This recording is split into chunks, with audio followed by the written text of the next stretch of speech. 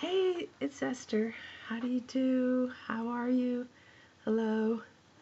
I have a list of all of you, your names, except for a couple that I missed, I believe. But I wanted to just give a mention that we have a new lady called Carola Rothar from Germany. Isn't that fabulous? I'd love it. And who else? Mitzi Curry, Cindy Ratkin, Lucy B., Monica Bra, Linda Denton, Carolyn Campbell, Lisa Ashcroft. I'm sorry if I don't call your name. You don't want me to read this whole thing, but I'm just so excited. Those are the new ones. And Annabelle from Portugal sent me a pattern this last week, I believe it was. It was for a sock, a really pretty sock. And it's a magic loop sock, so I signed up to learn magic loop on the Craftsy on the computer. So I can try to make that sock. I'm not sure I can. It looks a little difficult, you know, the funny pattern in it. I don't know if I have the skills for that. But it was so nice of you to send it, Annabelle. Thank you. And Emily Kale signed up as friended me on the Ravelry. You know, you can friend me on Ravelry if you belong. You can just get on there and I can see all of your knitting besides you seeing mine. That'd be really fun. I love it. Okie dokie. Let's get on with the finished object. Only one. It is this beautiful shawl. I finished it finally. Here's all the colors. All the colors. And it looks good on. I think with a black coat this would be fabulous. See all the colors. Look great. Well, that's my finished object. Blocked it yesterday. Tried to hide it from the cat. We have a black cat. Gets into everything. She's the most mischievous cat you could ever meet. Had to keep her off of it. It wasn't easy.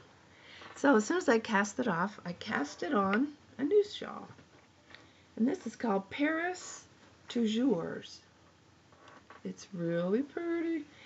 And I think you're supposed to make it in like black or charcoal, but you know, that's not easy to see when you're trying to knit with black or charcoal. So I use pretty blue. I'm trying to use what I have. Like I said, I'm not buying new yarn. I did buy a bag of yarn. But I'm trying not to buy as much as I want to. I'll show you that later. So this is a pretty, Paris Toujours is a very nice lace and garter stripe shawl. Garter stripe is pretty. It's going to be nice for spring. It'll block way out and it'll be bigger than this one, I'm sure. So I did that. So that's almost done. That one's almost done. I'll be done in a half hour. So the next that I'm going to cast on is this one. It's called Dream Stripes. Oh, man. I find this beautiful. I've never had a striped shawl. Excuse me. I'm going to make a striped shawl using these two colors. This brownish, like a fawn color. It is Patton's Croix sock. And then this nice, boy, camera's not doing too hot today. It has little browns and tans and sort of yellowy whites and all kinds of stuff in it. I think it'll go good with this in stripes, so I think that'll be fine. I'll start that probably tomorrow.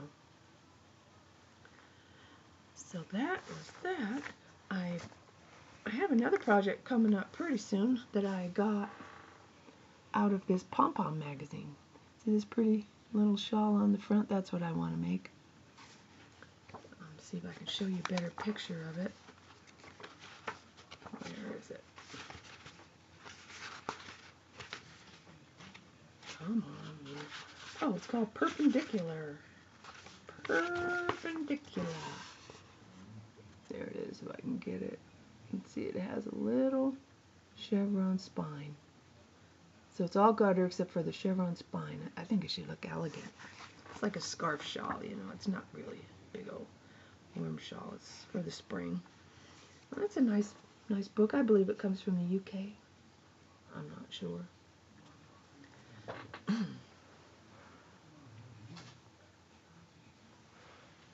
You know, the most exciting thing that happened to me this week was reuniting with my sister. I hadn't seen my sister or talked to her or anything. I didn't even know where she was for 30 years. And last week she found me and she sent me an email saying, "Is this you, Esther? Is your name? You know, is this you? The Esther that's my sister?" And I'm like, "Oh my God, it's Deb. We found each other. She's 60 now and I'm 67. Better late than never." Go away. Who are you talking to? Excuse me, my husband's trying to mess up my podcast here. Oh, I'm sorry. Go away. He thought I was talking to him. He said, "Sure." When I visited her, we met up in a restaurant on Sunday and just talked for hours and hours and hours. She gave me a big folder full of family photos that I've never seen in my whole life. She got them from relatives. I don't know if you can see this. These old folks. Over here. Oh, where's my finger going? Okay.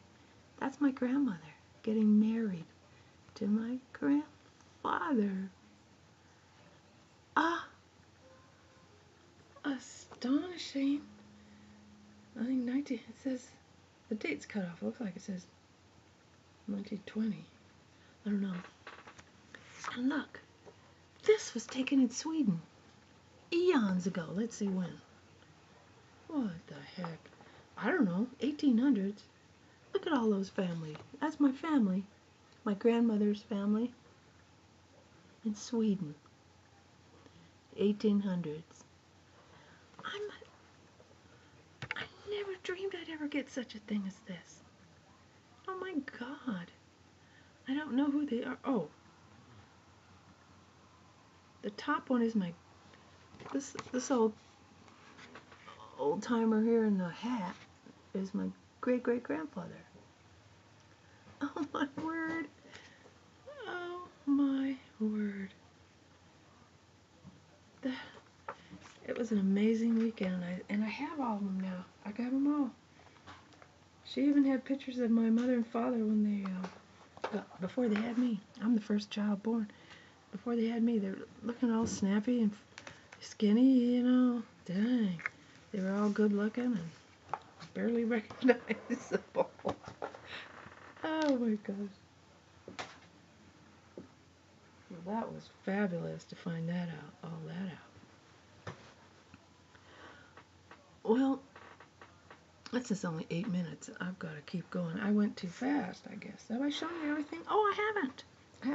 I have another project I wanted to show. I've been working on it forever because it's very hard. It's very difficult for me, this pattern. It is going to be a nice cabled tunic sweater. It's going to go way down, almost to my knees, you know, middle of my thigh, I guess, for a tunic sweater for next winter. It's just like that.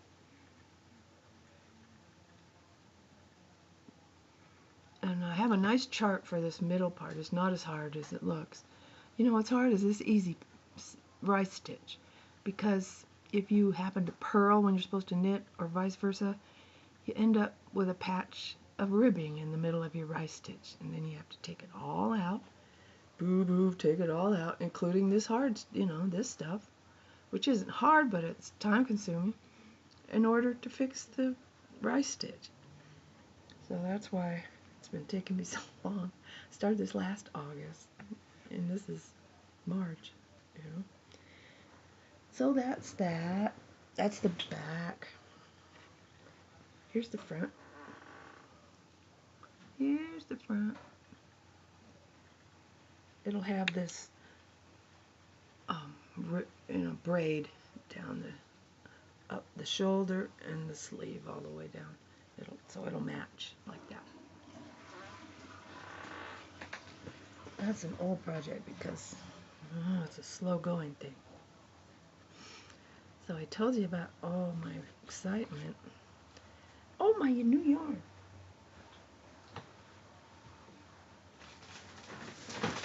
I haven't even opened the bag yet.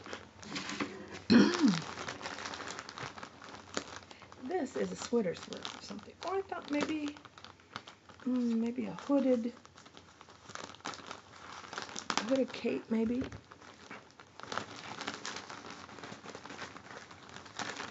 But it's 8 balls. A Plymouth Encore, and it's all red. Let's take one out. Let's take a look. Oh, it's going to be nice. Plymouth Encore is that nice acrylic wool. It's easy to pop in the washer. I got 8 of these. Aren't they pretty? I'm not a big red person, but I do like burgundy red and ruby red and dark reds, you know, and especially like this where it's not solid. It's barber folding and all kinds of different little whites and stuff in there. I thought that was so pretty. You know. So it's either a sweater or a nice hooded cape, like Red Riding Hood would wear. Old Red Riding Hood, that will be me. So that's been my exciting week. Except that I bought yarn when I said I wouldn't. Oh man, how can I resist? I love yarn. All the colors and everything. Oh, it's just too much. Too much. Okay. I love you all, and I will talk to you next Wednesday. Bye.